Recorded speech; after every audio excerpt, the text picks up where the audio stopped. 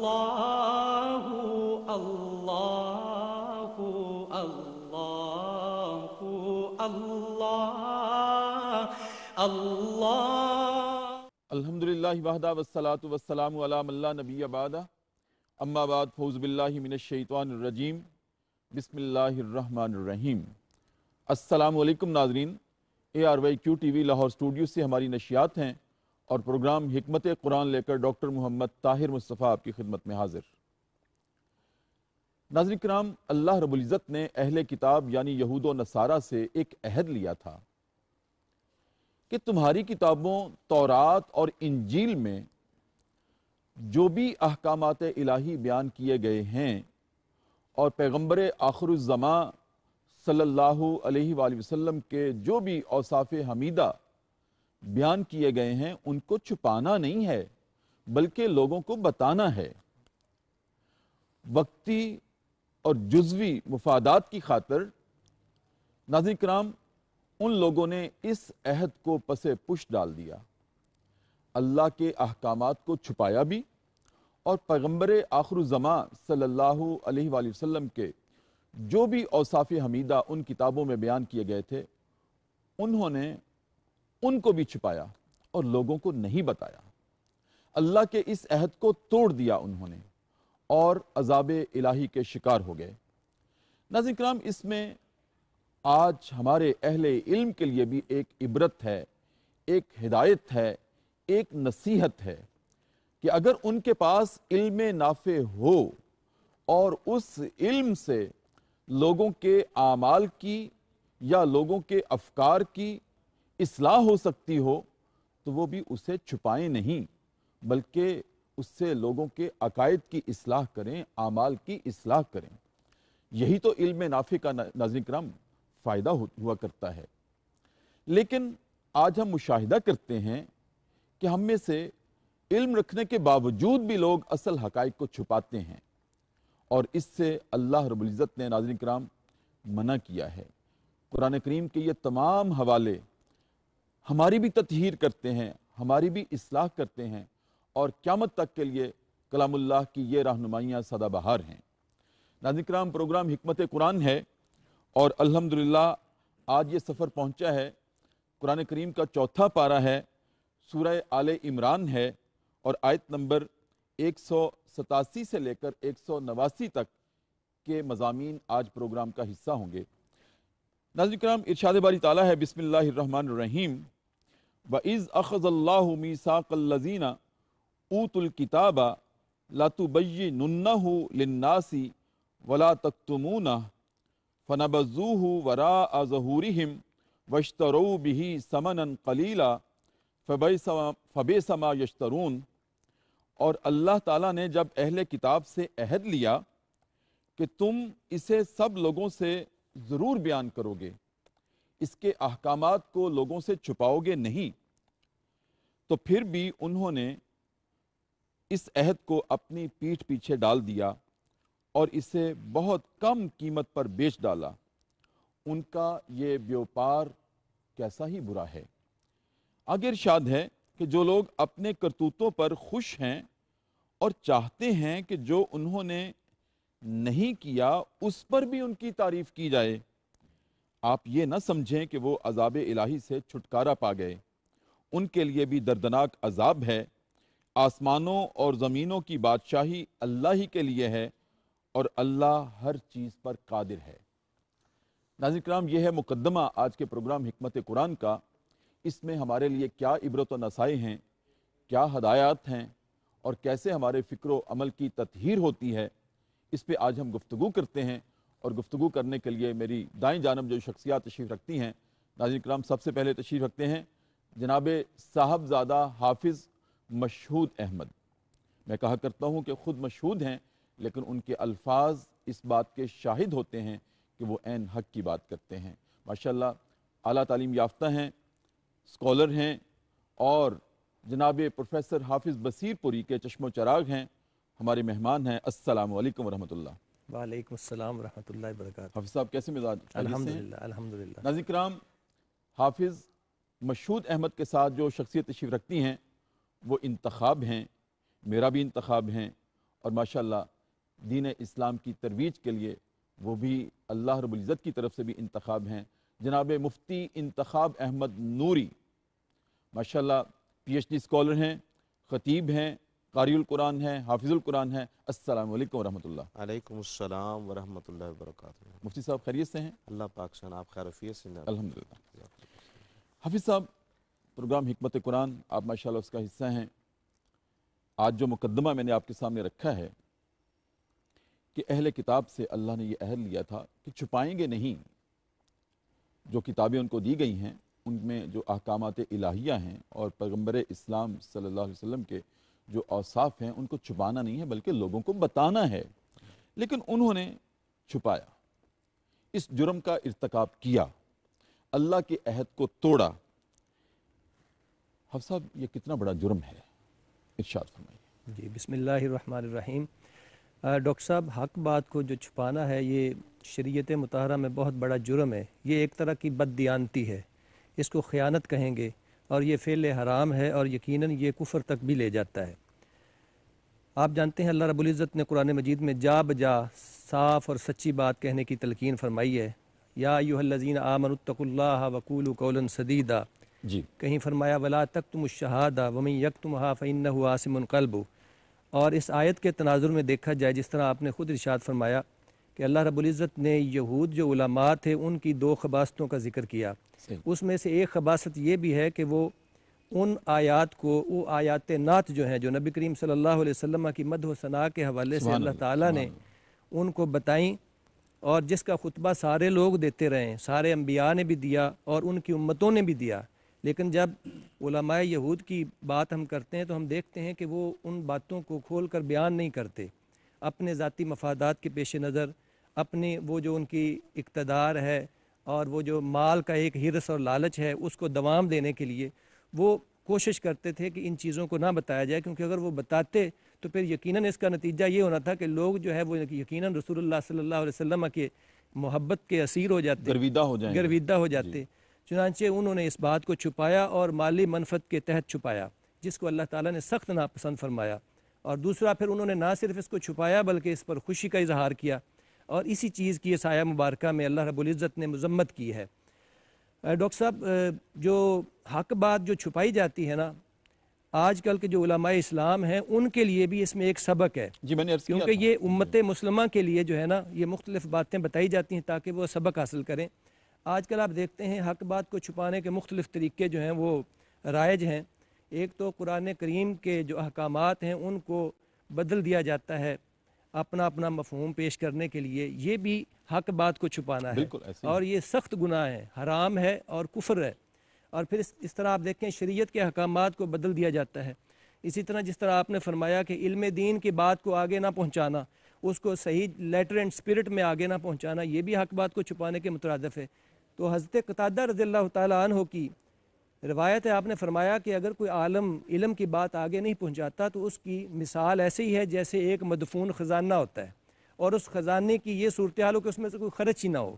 پھر آپ نے فرمایا کہ جو حکمت ہے، اگر حکمت کی بات آگے نہ پہنچائی جائے تو وہ ایسی ہے جیسے ایک بت ہے اور وہ بت نہ کھا رہا ہے نہ پی رہا ہے۔ صحیح۔ اسی طرح حضرت ابو درداء رضی اللہ تعالیٰ عنہ کی وہ جو روایت ہے وہ بڑی مشہور ہے، جس میں آپ نے فرمایا کہ اگر کسی سے کوئی علمی مسئلہ پوچھا جائے اور وہ اس علمی مسئلے کو نہ بتائے تو روز قیامت اس کے منہ میں وہ آگ کی جو ہے نا وہ لگامیں ڈالی جائیں گی۔ بالکل ایسے ہی ہے، تو یہ وعید ہے۔ ہاں جی، تو علماء اسلام کے لیے خاص طور پر یہ لازم ہے کہ وہ حق بات کریں، تعریف معنوی نہ کریں، قرآن کریم کی جو آیات ہیں ان کی تعویلیں نہ کریں، بلکہ جو اللہ کا صحیح پیغام ہے، واضح پیغام ہے، اس کو آگے پہنچائیں، تاکہ جو ہے وہ جس طرح وہی کہ وہ صحیح جس طرح امین ہوتے ہیں، امانت دار ہوتے ہیں، اس کا وہ حق ادا کر سکیں۔ بالکل ٹھیک ہے۔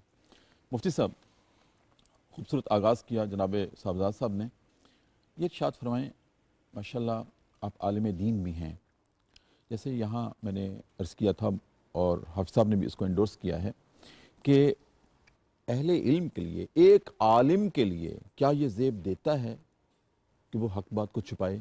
اور کیا واقعی ایسا کبھی آپ نے مشاہدہ کیا ہے کہ ایک عالم ہو کر حق بات کو چھپائے، اس علم کو چھپائے جو کہ لوگوں کے لیے نافع ہو سکتا ہے، ان کے افکار و اعمال کی اصلاح کر سکتا ہے؟ کیا آپ کیا کہتے ہیں؟ بسم اللہ الرحمن الرحیم۔ ڈاکٹر صاحب، سب سے پہلے تو میں حکمت قرآن کے اس پروگرام میں ناظرین کرام کو جو اس آیت کریمہ میں اور پورے ان تمام آیات کریمہ کے جو مضامین ہیں، جی جی اس میں جو اللہ تعالیٰ نے حکمت کی بات کو بیان فرمایا ہے، اس حوالے سے ایک نقطہ یہ عرض کرنا چاہتا ہوں۔ قرآن عزیز کی اس آیت میں کہ وَإِذْ أَخَذَ اللَّهُ مِيثَاقَ الَّذِينَ أُوتُوا الْكِتَابَ، جی جی اے نبی صلی اللہ علیہ وسلم یاد کرو اس میثاق کو جو لوگ اہل کتاب ان سے جو لیا گیا۔ اب یہاں یہ وعدہ جو ایک اوفو بالوعد عہد جو ہوتا ہے، اس کا ذکر نہیں فرمایا گیا۔ میثاق، یہ جو میثاق ہوتا ہے، جو عہد ہے، اس میں پختگی زیادہ ہے بنسبت عام وعدے کے۔ جب پختگی اس میں زیادہ ہوگی تو اگر اس کے اوپر کوئی عمل نہیں کرے گا، جی جی اس کی کوئی پاسداری نہیں کرے گا، تو اس میں گرفت بھی زیادہ ہے، عذاب بھی زیادہ ہے۔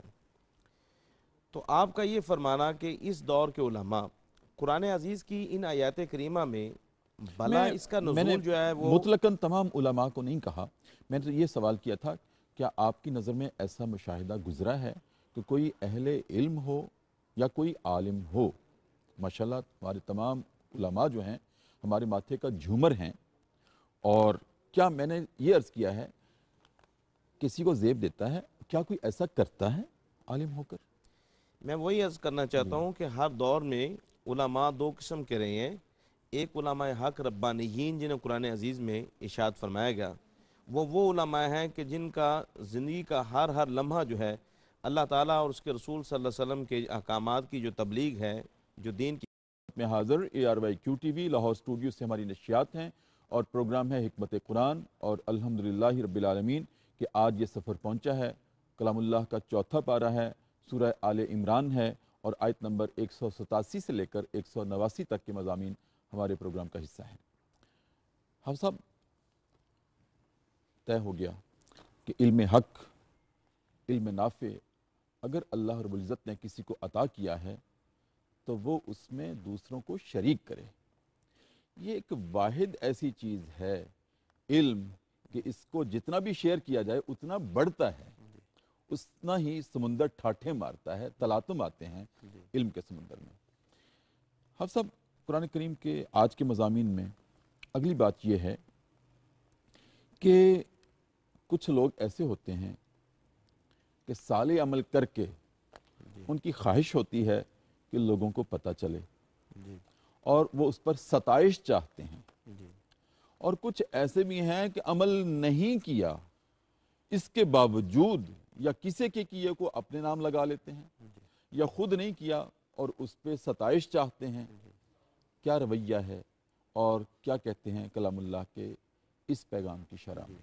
یہ ڈاکٹر صاحب، نیکی کی جو اسپرٹ ہے وہ یہ ہے کہ اس کا نیکی کا مقصد جو ہے وہ اللہ کی رضا ہو۔ پہلے تو یہ کانسیپٹ کلیئر ہونا چاہیے کہ انسان کوئی بھی نیک اعمال یا اعمال صالحہ کرتا ہے تو اس کا مقصود اللہ کی رضا ہو، اللہ کی خوشنودی ہو، اور رب کو راضی کرنا ہو۔ صحیح۔ جب یہ چیز ہوگی تو پھر وہ نیکی صحیح معنوں میں نیکی ہے۔ اگر اس نیکی کا مقصد تعریف کو پسند کرنا یا واہ واہ کروانا یا بلے بلے ہو تو پھر وہ نیکی نہیں رہ جاتی۔ اس لیے شریعت مطہرہ میں ایسی کوئی گنجائش نہیں کہ کوئی انسان جو ہے وہ نیکی کرے اور پھر اس کا اہتمام کے ساتھ اس کو لوگوں کے ساتھ بیان کرے اور پھر اس پہ اپنی حمد و ثنا اور تعریف کروائے۔ یہ اسلام اس چیز کی ممانعت فرماتا ہے۔ لیکن جس طرح آپ نے فرمایا کہ آج کل کے دور میں تو ایک بندہ برائی کرتا ہے اور لیکن جو اس پہ ستائش چاہتا ہے اور ہاتھ آگے کرتا ہے کہ ہاتھ پہ ہاتھ مارا جائے، اور بلکہ اس میں مزید اضافہ کروں کہ جو کوئی نیکی کر رہے ہوتے ہیں، برائی کرنے والا چاہتا ہے کہ وہ جو نیکی کرنے والوں کی تعریف ہو رہی ہے میری بھی اسی طرح ہو۔ یعنی ایک بندہ غازی نہیں ہے۔ آپ جانتے ہیں اس آیت کے پرسپیکٹو میں اگر دیکھیں تو منافقین نے جو مدینہ تھے وہ غزووں میں شامل نہیں ہوتے تھے، مختلف بہانوں سے رک جاتے تھے۔ جب نبی کریم صلی اللہ علیہ وسلم واپس آتے تو پھر وہ اپنے بہانے دیتے، عذر پیش کرتے مختلف کہ ہم بیمار تھے یا یہ مسئلہ تھا، اور نبی کریم صلی اللہ علیہ وسلم پھر عتاب نہ فرماتے، لیکن ان کی یہ خواہش ہوتی کہ جس طرح غازیوں کی تعریف ہو رہی ہے ان کی بھی تعریف ہو۔ تو گویا یہ پتہ چلا کہ اس طرح کی تعریف کروانا جو ہے یہ منافقین اور کفار کا طریقہ ہے۔ یہ ایک مسلمان اور مومن کو شیوا نہیں ہوتا کہ وہ اس چیز کا کریڈٹ لے جس میں اس کا کوئی کنٹریبیوشن ہی نہ ہو۔ لیکن یہاں پر آپ دیکھیں کہ کریڈٹ لینے کا اتنا رواج ہمارے معاشرے میں ہو گیا ہے کہ لوگ کوئی نیکی بھی کرتے ہیں، اول تو گناہوں کی بھی فیس بک آپ دیکھیں اس میں بناتے ہیں، سیلفیاں بناتے ہیں، اور جب حج کرتے ہیں سجدوں میں سیلفیاں تو بن رہی وہاں ہیں، پر ہم ویو کرتے ہیں ویو کر رہے کیمروں میں ہوتے ہیں تاکہ کہ دنیا مجھے کو کوئی پتہ دیکھ لے کہ چلے، میں حج کر میرا رہا ہوں۔ پتہ چلے، واہ واہ ہو کہ جناب فلانا، بلکہ دیار حبیب میں پہنچ کر وہاں پر بھی ہم اپنے اعمال کو ضائع کرنے کی کوشش کرتے ہیں اور کیش کرواتے ہیں، اور اسی طرح کی واپس آ سیلفیاں کر بنوا اگر کر گھر کی نیم پلیٹ پہ حاجی لکھا ہو، ہاں جی، اگر 2 حج کر لیے تو الحاج کرواتے الحاج ہیں کہ کرواتے ہیں، لوگوں کو پتہ چلے میں نے 1 حج سے زیادہ حج کیے جی ہیں۔ جی خوش کیا ہوتے ہیں، ضرورت ہے؟ ہاں جی جس خوش کے لیے ہوتے ہیں کیے ہیں اس کو پتہ ہے، اور چاہتے ہیں کہ ہمیں متقی کہا جائے، پرہیزگار کہا جائے۔ آپ جانتے ہیں ہمارے معاشرے میں ایک اور جو برائی ہے کہ کام علم لوگ ہیں، وہ علم کی مسند پر بیٹھے ہیں اور وہ ساتھ اتنے القابات لگوائے جاتے ہیں کہ خدا کی پناہ، ان کو عبرت لینی چاہیے۔ یہ سایہ مبارکہ میں اسی چیز کی نشاندہی کی جا رہی ہے کہ آپ لوگ جو ہیں وہ اول تو گناہ پر تو فخر کرنا ویسے ہی گناہ ہے، گناہ پر جو ہے نا خوش ہونا یہ ویسے ہی منع حرام ہے، اور اگر کوئی نیکی بھی کر لیں تو نیکی میں شیخی نہیں ہونی چاہیے، فخر نہیں ہونا چاہیے۔ اللہ اگر قبول فخر کر ہو لے، گیا تو وہ تو ختم ہوگی نا اللہ آپ کی قبول نیکی، کر لے۔ اور واقعی نیکی پر فخر نہیں کیا جا سکتا تو نیکی نہ ہو تو پھر تو فخر کرنا جو ہے نا وہ ویسے ہی قابل مذمت ہے۔ بالکل ٹھیک۔ مفتی صاحب آپ کو شریک گفتگو کرتے ہیں، حافظ صاحب نے ارشاد فرمایا کہ صالح عمل کر کے نہ تو اس پہ اترانا چاہیے، نہ اس پہ غرور کرنا چاہیے، بلکہ اللہ رب العزت کی بارگاہ میں عجز نیاز پیش کرنی چاہیے، یا اللہ اس کو قبول کر لینا۔ وہ سب ایک ہے صالح عمل کرنا چھپا کے کرنا کہ جس کے لیے کر رہے ہیں بس اس کو معلوم ہے، ایک ہے ظاہر کر کے کرنا، اس کی بھی کیا ہمارے دین اسلام میں، کلام اللہ میں کیا اس کی اجازت ہے کہ لوگوں کو بتا کے کیا جائے؟ ایک ہم کہتے ہیں کہ تشہیر کے لیے لوگوں کو بتاتا ہے، وہ کہتا ہے میں تشہیر کے لیے نہیں ترغیب کے لیے بتاتا ہوں۔ ان دونوں میں کیا کوئی حد فاصل ہے، کوئی شرعی حیثیت کیا ہے؟ ڈاکٹر صاحب اس پہ گزارش یہ ہے کہ انسان جو بھی نیکی کا عمل کرتا ہے یا وہ حقوق اللہ کے اندر ہے، یعنی اللہ تعالیٰ کا جو حق ہے اس کو ادا کر رہا ہے، جی یا اس کا تعلق حقوق العباد کے ساتھ بالکل ہوتا ہے، ٹھیک، جو بندوں کا حق ہے اس کو ادا کر رہا ہوتا ہے۔ صحیح۔ ان دونوں میں یا کوئی بھی انسان نیک عمل کرتا ہے تو اس کا دار و مدار، جیسا کہ نبی کریم صلی اللہ علیہ وسلم نے ارشاد فرمایا انما الاعمال بالنیات، ٹھیک ہے، عملوں کا جو دار و مدار ہے اس کا جو ہے نیتوں کے اوپر انحصار ہے۔ صحیح، تو یہاں اس کی وضاحت یہ ہے کہ انما ثواب الاعمال بالنیات، عملوں کے ثواب کا جو دار و مدار ہے وہ نیتوں کے اوپر ہے۔ ٹھیک ہے، قرآن عزیز کے اندر اللہ پاک نے اعمال صالحہ کے متعلق ارشاد فرمایا کہ فاعبدوا اللہ مخلصا لہ الدین، اللہ کے جو بندے ہیں وہ خالصتاً جو نیکی کرتے ہیں وہ دین کے لیے کرتے ہیں، اللہ تعالیٰ کے لیے کرتے ہیں، رضا الہی اور رضا مصطفیٰ صلی اللہ علیہ وسلم کے لیے کرتے ہیں۔ اب یہاں جو لوگ نیکی کرنے کے بعد، اعمال صالحہ کے بعد اس میں خود نمائی چاہتے ہیں، لوگوں کے اندر جو ہے ان کی واہ واہ ہو جائے، بلے بلے ہو جائے، تو ان کے سارے اعمال جو وہ ضائع ہو جاتے ہیں، یہ ہفتے اعمال ہو جاتے ہیں۔ ہفتے اعمال جو ہے ضائع ہو جاتے ہیں، بالخصوص وہ اعمال جن کا نفلوں سے تعلق ہے، جو ایک مثلا ایک عام ہم صدقات کرتے ہیں، اس کے متعلق ارشاد فرمایا گیا نبی کریم صلی اللہ علیہ وسلم نے کہ جب تم صدقہ کرو تو تمہارے دائیں ہاتھ کی خبر بائیں ہاتھ کو نہ ہو۔ اب رہی یہ جو بات ترغیب کے حوالے سے، بعض فقہاء کرام، بعض علماء ربانیین اس بات کی اجازت دیتے ہیں کہ جو فرض عبادت ہے، مثلا زکوٰۃ جو ہے، جی زکوٰۃ جو یا نماز ہے، نماز نہیں، نماز وہ عبادت خالصتاً حقوق اللہ کے اندر آتی ہے، اللہ کی ذات کے ساتھ اس کا آپ تعلق ہے، حقوق العباد کے حقوق العباد میں مثلا زکوٰۃ یہ حقوق اللہ بھی ہے، حقوق العباد بھی ہے، صحیح، یعنی اللہ کا بھی حق ہے اور بندے کا بھی اس میں حق ہے۔ جب زکوٰۃ دے رہے ہیں، ایک وہ شخص جو اس کو اللہ تعالیٰ نے صاحب استطاعت بنایا ہے، اگر وہ اس نقطہ نظر سے زکوٰۃ لوگوں کے سامنے تشہیر سے دیتا ہے کہ میرے اس عمل سے لوگوں کو ترغیب حاصل ہوگی، اس میں بھی اس کی نیت یہ ہو کہ لوگوں کو ترغیب دینا، نہ یہ کہ میری جو ہے خود نمائی ہو، لوگوں کے اندر میرے ایک سخاوت کے چرچے ہوں، ایسا نہیں۔ اگر وہ اس بنا پر قطع کلامی معاف، بہت خوبصورت آپ بات کر رہے ہیں، لیکن یہ جو ہمارے گاؤں کی مساجد میں، بعض اوقات شہروں میں بھی ایسے ہوتا ہے کہ صبح صبح جی فلاں نے 100 روپیہ چندہ دیا ہے اور اس کا اعلان کروایا جاتا ہے، اور خواہش ہوتی ہے کہ میرا اعلان کیا جائے، اور امام مسجد بھی وہاں اعلان کرتے، اس کی شرعی حیثیت کیا ہے؟ ڈاکٹر صاحب پھر وہی بات آئے گی، اگر تو چندہ دینے والے کی بھی یہ خواہش ہے کہ میرے اعلان کیے جائیں، میرے چرچے کیے جائیں، گاؤں میں میری چدراہٹ کا جو سکہ قائم ہے اس کی ترویج ہو سکے، تو وہ اس کے سارے اعمال ضائع ہوتے ہیں، وہ اس کا صدقے کا ثواب نہیں کروانا چاہیے، نہیں کروانا چاہیے، اور مسجد میں ویسے بھی ایسے اعلانات سے اجتناب بھی کرنا چاہیے۔ مسجد میں جو فقہاء کرام نے اعلان کی تلقین فرمائی ہے وہ جس کا بے از حد ضروری ہوتا ہے اعلان کرنا، مثلا کو فوتگی ہوگی اس حوالے سے یا کوئی گمشدگی ہوگی اس بنا پر کہ اور ذرائع موجود نہیں ہیں، تو اس صورت میں مسجد میں اعلان کیا جا سکتا ہے۔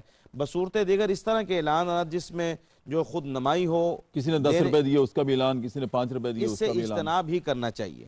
اور اگر اس بنا اور پر ویسے بھی ہے مسجد کے آداب کے میں سمجھتا ہوں خلاف کہ ہے، خلاف تو ہے۔ ڈاکٹر صاحب میں یہ بات عرض کر رہا ہوں مثلا زکوٰۃ کے حوالے سے اگر کوئی دیتا ہے اس بنا پر کہ لوگوں کے دلوں میں میرے متعلق یہ بدگمانی ہوتی ہے کہ یہ کنجوس انسان ہے، یہ جو ہے وہ اللہ کی عبادت میں زکوٰۃ ادا نہیں کرتا، اس سے بچنے کے لیے بھی یا لوگوں کو میں ترغیب دینے کے لیے کہ لوگ قصداً جو ہے وہ جو ہے کثرت سے زکوٰۃ ادا کریں، اس بنا پر ترغیب کی حد تک تو جائز ہے، مگر اس میں بھی دار و مدار نیت کے اوپر ہوگا۔ آپ دیکھیے نبی کریم صلی اللہ علیہ وسلم نے جو قیامت کے دن کے اعمال کا ذکر فرمایا ان میں سے 3 ایسے عمل پیش کیے گئے۔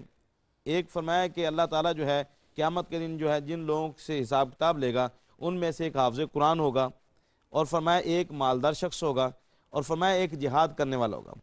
ان 3 لوگوں کو اللہ تعالیٰ سب سے پہلے بلائے گا اور ان میں سے حافظ قرآن کو پوچھا جائے گا تیرے اعمال دنیا میں کیسے تھے؟ وہی عرض کرے گا کہ مولا میں نے تیرا قرآن پاک حفظ کیا، چونکہ تو نے اسے رسول اکرم صلی اللہ علیہ وسلم کے قلب اطہر پر نازل فرمایا تھا، میں پھر اس حفظ کرنے کے بعد میں تیری تلاوت سناتا تھا، تیری مخلوق کو سکھاتا تھا وغیرہ وغیرہ۔ تو اللہ رب العزت اس سے یہ ارشاد فرمائے گا کہ جو تیری نیت تھی اس سکھلانے میں بیان کرنے میں وہ یہ تھی کہ دنیا میں تیری واجب ہو جائے، حافظ صاحب، مفتی صاحب، عالم صاحب، حاجی صاحب، فلاں فلاں چیزیں جو ہیں یہ تیرے عمل دنیا میں تجھے حاصل ہو گیا، تیری شہرت ہو گئی، اب تیرا آخرت میں کوئی حصہ نہیں ہے۔ اسی طرح فرمایا کہ ایک وہ شخص جو ہے مالدار پیش کیا جائے گا، مالدار، اس سے بھی اللہ تعالیٰ یہ پوچھے گا کہ جو تجھے مال دیا گیا تھا اس حوالے سے تیرا کیا دنیا تھا؟ مولا میں نے تجھے جو تیری بارگاہ سے مال ملا تھا تیری مخلوق پہ صرف کرتا تھا اور جو ہے اس کے میں صدقات پیش کرتا تھا، اللہ پاک یہ ارشاد فرمائے گا کہ تو نے جس نقطہ نظر سے وہاں دنیا میں کیا تھا اس کا اجر تجھے دنیا میں ملا۔ ایسے ہی فرمایا کہ تیسرا وہ شخص جو جہاد کے لیے جو ہے وہ اس کو پیش کیا جائے گا، اور جب اس سے اللہ پاک پوچھے گا کہ تو نے کیوں ایسا عمل ایسا تیرا کیوں ہوا تھا، وہ عرض کرے گا کہ مولا تیری طرف سے جہاد فرض تھا، میں اس ادائیگی فرض کے لیے تاکہ میں تیرے راستے میں مارا جاؤں اس بنا پر جو ہے میں نے جہاد کیا تھا، یہاں تک کہ میں قتل کیا گیا، مارا گیا۔ نبی کریم صلی اللہ علیہ وسلم نے ان 3 واقعات کو بیان کرنے کے بعد جو اپنا ہاتھ مبارک تھا اپنے گھٹنوں کے اوپر ایسے مارا، اور صحابہ کرام کو فرمایا کہ یہ وہ 3 لوگ ہوں گے، ایک حافظ قرآن مطلب عالم دین کہ جو جن کی دنیا میں واہ جی واہ مراد ہوگی، ایک مالدار جو دنیا میں شہرت حاصل کرنے والا، ایک وہ شخص جو اللہ تعالیٰ کے راستے میں جہاد کے راستے پہ چلا اور قتل کیا گیا، شہید کیا گیا۔ یہ تین لوگ وہ ہوں گے جو خود نمائی کے لیے کریں گے، دنیا میں اپنے بلے بلے کے لیے کریں گے۔ حضور صلی اللہ علیہ وسلم نے فرمایا پھر اللہ تعالیٰ ان تینوں کو جو ہے دوزخ میں ڈالنے کا حکم دے گا اور دوزخ کی آگ کو ان کے ساتھ بھڑکایا جائے گا، اس میں تیزی پیدا کی جائے گی۔ تو ڈاکٹر صاحب اس آیت کریمہ کے ان مضامین کے اندر خاص طور پر آج کے اس دور میں جس دور میں ہم اپنی زندگی گزار رہے ہیں اس میں تمام لوگوں کے لیے، علماء ہوں یا کوئی بھی، بالخصوص جو آج کے حکمران ہیں ان کے لیے بھی درس حاصل ہے کہ وہ اپنا کوئی بھی ایسا لوگوں کے فنڈنگ پہ، لوگوں کے ٹیکسز کے اوپر جو کام شام کرتے ہیں پھر اس پہ پلیٹیں لگانا، پھر اپنی شہرت کو حاصل کرنا، اسلام اس کی اجازت نہیں دیتے۔ بہت شکریہ مفتی صاحب، بہت خوبصورت آپ نے وضاحت کی۔ ناظرین کرام، وقفہ ہے، ایک مرتبہ پھر پروگرام حکمت قرآن میں، اور ایک مرتبہ پھر ہم والہانہ محبت سے دربار رسالت جائیں گے اور اپنے نبی محتشم صلی اللہ علیہ وآلہ وسلم جن پہ ہمارے ماں باپ قربان، ہم قربان، ان کی ذات اقدس پر درود کریم کا نذرانہ پیش کر کے خدمت میں حاضر ARYQ TV لاہور اسٹوڈیو سے ہماری نشریات، اور پروگرام ہے حکمت قرآن، اور پوری ترتیب اور تسلسل کے ساتھ الحمدللہ آج ہمارا سفر پہنچا ہے سورہ آل عمران، چوتھا پارہ ہے کلام اللہ کا، آیت نمبر 187 سے لے کر 189 تک۔ حفظ صاحب، آپ بھی ماشاءاللہ مجھے اعزاز حاصل ہے کہ آپ جیسے قابل ترین جو اسکالر ہیں وہ میرے شاگردوں کی فہرست میں شامل ہیں۔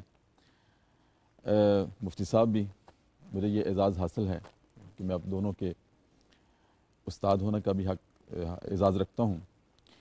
آپ کو معلوم ہی ہے کہ یونیورسٹی میں ایک طالب علم جو آپ کے ساتھ پڑھتے ہیں، مجھے بڑا اچھا لگا اور میں تذکرہ کرنا چاہتا ہوں ان کا۔ طالب علم ہیں، مجھے ایک دن کان میں کہا کہ سر میں اپنے تمام کلاس فیلوز کو کھانا کھلانا چاہتا ہوں لیکن میرا پتہ نہیں چلنا چاہیے۔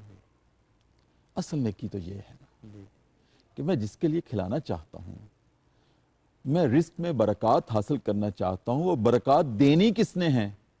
جس نے دینی ہے اس کو تو کہتے ہیں معلوم ہو جائے گا، لیکن آپ نے نہیں بتانا کسی کو۔ تو آپ نے درست بات کہی دونوں فاضلین نے کہ نیکی تو وہی ہے کہ جس کے لیے کر رہے ہیں بس اس کو معلوم ہو جائے، اور اس کی برکات اور فیضان بھی تبھی رونما ہوں گے جب نیت خالص ہوگی، لوگوں کو دکھانا مطلوب نہیں ہوگا، شہرت مطلوب نہیں ہوگی۔ مزید کچھ اس کے بارے میں آپ کہنا چاہ رہے تھے؟ جی ڈاکٹر صاحب، اپنا یہ شہرت جو ہے نا، یہ بیسیکلی ایک ریاکاری ہے، اور اس کو نبی کریم صلی اللہ علیہ وسلم نے شرک بھی قرار دیا ہے۔ آپ صلی اللہ علیہ وسلم کی حدیث ہے کہ من صلی یرائی فقد اشرکا، جس نے نماز بھی دکھاوے کے لیے پڑھی تو اس نے بھی شرک کیا۔ پھر فرمایا من صام یرائی فقد اشرکا، جس نے روزہ رکھا دکھاوے کے لیے یہ شرک کے مانند ہے۔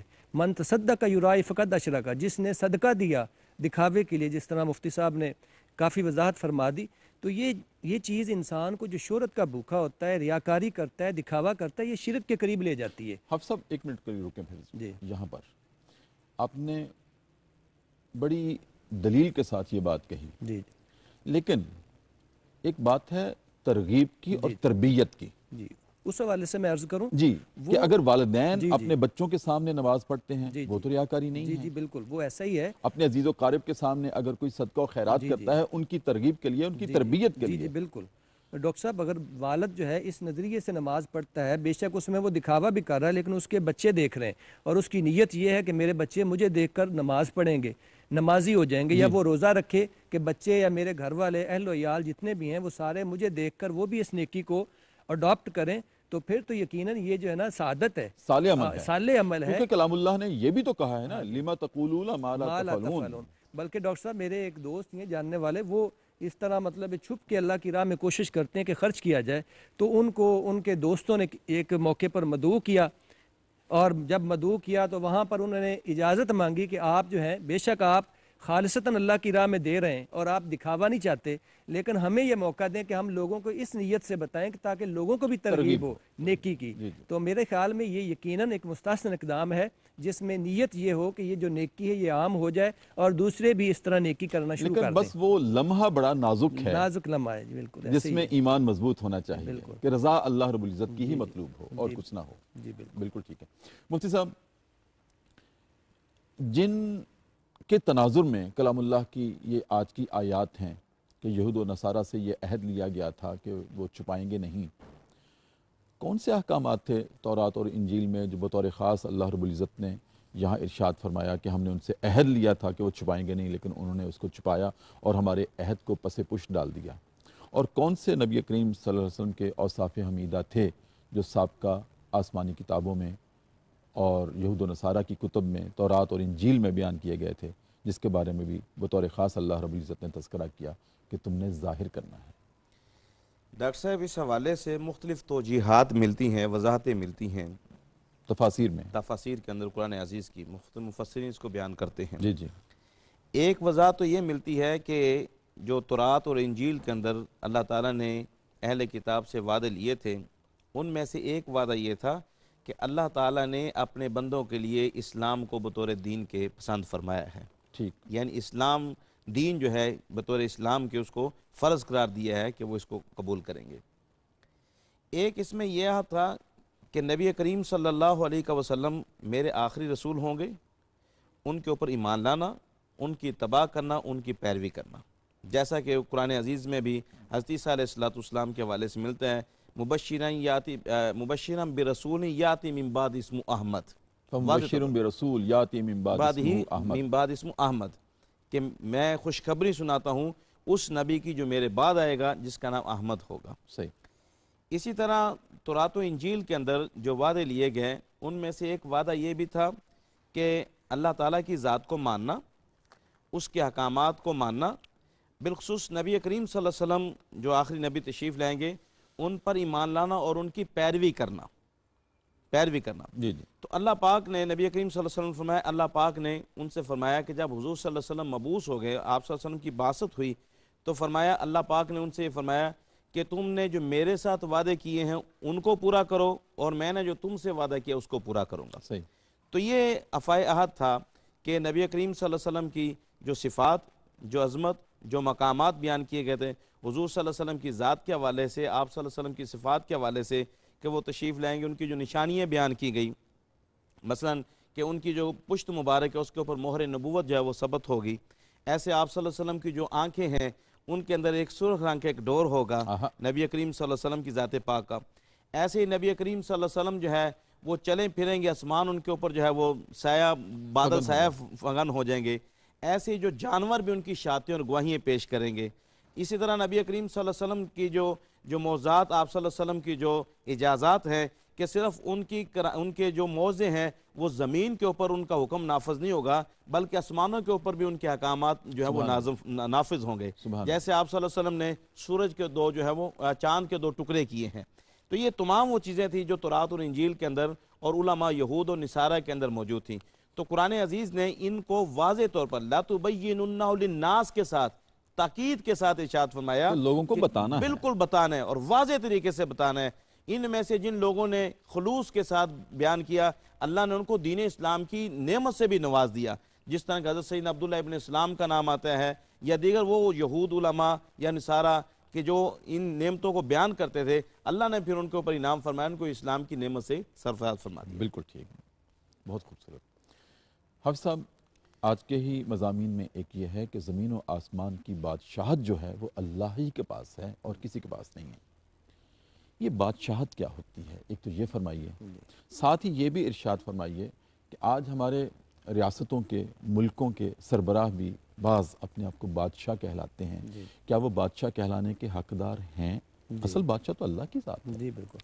ڈاکٹر صاحب ایک تو مجھے اجازت دیں تو میں ایک علمی نقطہ اس میں اضافہ کروں تاکہ ناظرین جو ہے نا ان کو پتہ چلے۔ یہ ہم بار بار کہہ رہے ہیں کہ اللہ تعالیٰ نے وعدہ لیا، اب سوال پیدا ہوتا ہے کہ وعدہ کہاں لیا یہود سے؟ یہ 4 قسم کے میثاق جو ہے نا ان کا قرآن مجید میں تذکرہ ہے۔ ایک تو وہ میثاق ہے جس میں الست بربکم، اللہ تعالیٰ نے اپنی ربوبیت کا جو ہے نا عالم ارواح میں وعدہ لیا اور سب نے کہا قالوا بلا۔ دوسرا جو ہے میثاق وہ ہے وَإِذَا أَخَذَ اللَّهُ مِيثَاقَ النَّبِيِّينَ لَمَا آتَيْتُكُم مِّن كِتَابٍ وَحِكْمَةٍ ثُمَّ جَاءَكُمْ رَسُولٌ، اپنے نبی کی رسالت کا اور ان کے اوپر ایمان لانے کا اور ان کی نصرت کرنے کا انبیاء سے وعدہ لیا۔ تیسرا وعدہ جو ہے وہ نبی کریم صلی اللہ علیہ وسلم کی ذات سے لیا کہ وہ جو عوام الناس ہوں گے، لوگ ہوں گے، ان کی داد رسی کریں گے من کا و من نوح کہہ کر۔ اور چوتھا وعدہ جو میثاق ہے وہ اسی آیہ مبارکہ میں جو آج کا موضوع ہے، اس میں وہ جو علماء تھے نا، علماء وہ چاہے کسی بھی مذہب سے ہوں، کسی بھی دور کے ہوں، ان سب سے عالم ارواح میں اللہ تعالیٰ نے وعدہ لیا کہ تم لوگ تبلیغ کرو گے۔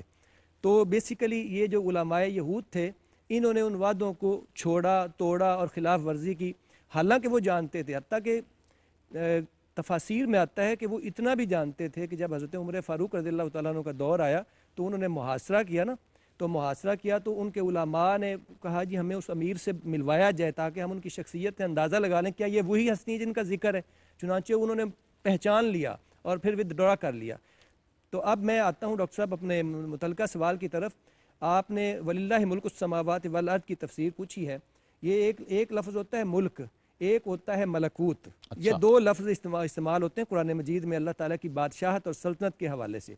جو ملک ہے نا وہ اس کا مفہوم یوں سمجھ لیں کہ ملک جو ہے وہ ظاہری بادشاہت کو کہتے ہیں، اور جو ملکوت ہے یہ باطنی سلطنت اور بادشاہت کو کہتے ہیں۔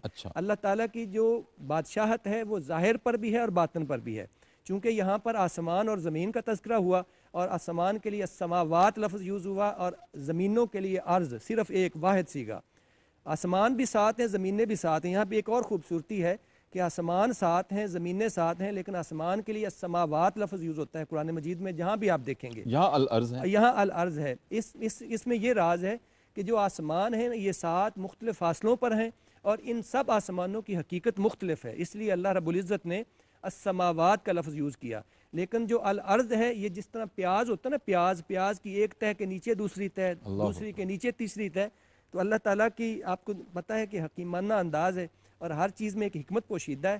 تو زمین کی جو حقیقت ہے وہ ایک مٹی ہے، چاہے وہ کوئی بھی ہے، دوسری ہے تیسری ہے، آسمانوں کی حقیقتیں مختلف ہیں، اس لیے اللہ تعالیٰ نے آسمانوں کے لیے جہاں بھی استعمال کیا تو وہاں جمع کا صیغہ استعمال کیا، اور زمین کے لیے واحد کا صیغہ استعمال کیا۔ بہرحال نتیجہ یہ نکلتا ہے کہ اللہ کی بادشاہت ظاہر پر بھی ہے اور باطن پر بھی۔ اب آگے سوال پیدا ہوتا ہے کہ بادشاہت کیا عام ہے؟ بادشاہ اس کا اور اللہ کی بادشاہت میں فرق کیا ہے؟ اللہ کی بادشاہ ڈاکٹر صاحب حقیقی ہوتی ہے، عالمگیر ہے اور دائمی ہے، لیکن جو عام بادشاہت ہے وہ اللہ کی عطا سے ہے۔ سبحان یہ اللہ۔ بڑا بنیادی فرق ہے۔ اور پھر اس کو مزید واضح کیا، واللہ علی کل شیء قدیر۔ ایک ڈاکٹر صاحب ہوتا ہے مالک، ایک ہوتا ہے قابض۔ بعض اوقات مالک ہوتا ہے لیکن وہ جگہ پہ قابض نہیں ہوتا، اور بعض اوقات کوئی قابض ہوتا ہے لیکن وہ مالک نہیں ہوتا، اور بعض اوقات ایک تیسری صورت بھی ہوتی ہے کہ ایک مالک بھی ہے، قابض بھی ہے، لیکن مملوک پر اس کا حکم نہیں چلتا۔ اللہ تعالیٰ کی جو ذات ہے وہ قادر بھی ہے، وہ مالک بھی ہے اور وہ قابض بھی ہے، اور یہی مخلوق پر اس کا حکم بھی چلتا ہے۔ یہی واللہ علی کل شیء قدیر کی تشریح ہے۔ سبحان اللہ۔ بہت شکریہ جناب صاحبزادہ حافظ مشہود احمد صاحب، مفتی انتخاب صاحب، آپ دونوں کی آمد کا بہت شکریہ۔ ناظرین کرام، بہت اہم باتیں ہوئیں آج کے پروگرام میں۔ ایک تو یہ کہ اللہ کے راستے میں یا اللہ کے لیے جو بھی صالح عمل کیا جائے، نیت یہی ہونی چاہیے کہ بس وہ راضی ہو جائے۔ باقی ترغیب کے لیے، تربیت کے لیے اولاد کے سامنے، اقارب کے سامنے صالح عمل کیا جا سکتا ہے، صرف اس بنیاد پر کہ ان کو بھی ترغیب ہو اور ان کو بھی یہ سعادت حاصل ہو کہ اس نقش قدم پر چلنے میں ہی کامیابی ہے جو بڑے سکھاتے ہیں۔ اور آخری بات کہ مالک وہی ہے۔ اگر آج کوئی بادشاہ ہے، اس کو یہ اعزاز اور سعادت حاصل ہے کہ ملکوں پر ان کا قبضہ ہے یا ان کا اختیار ہے، تو وہ یہ نہ سمجھیں کہ یہ ہمارا اختیار ہے، یہ اختیار اس مالک کا دیا ہوا ہے، اس حقیقی بادشاہ کا دیا ہوا ہے جو آج استعمال کرتے ہیں۔ اور ڈرنا چاہیے۔ حضرت عمر فاروق رضی اللہ تعالیٰ عنہ ڈرا کرتے تھے جب 22 لاکھ مربع میل پر ان کی بادشاہت تھی تو کہا کرتے تھے، اے عمر تو وہی ہے نا کہ 12 اونٹ نہیں تم سے چرائے جاتے تھے، آج 22 لاکھ مربع میل پر تمہاری حکومت ہے۔ یہ اللہ کی عطا ہے اور اس پر سر جھکنا چاہیے۔ ناظرین کرام، اسی کے ساتھ پروگرام کو ختم کرتے ہیں۔ اپنے میزبان ڈاکٹر محمد طاہر مصطفیٰ کو کل تک کے لیے اجازت دیجیے۔ اپنا بہت خیال رکھیے۔ اللہ حافظ۔ اللہ اللہ اللہ اللہ اللہ اللہ اللہ اللہ اللہ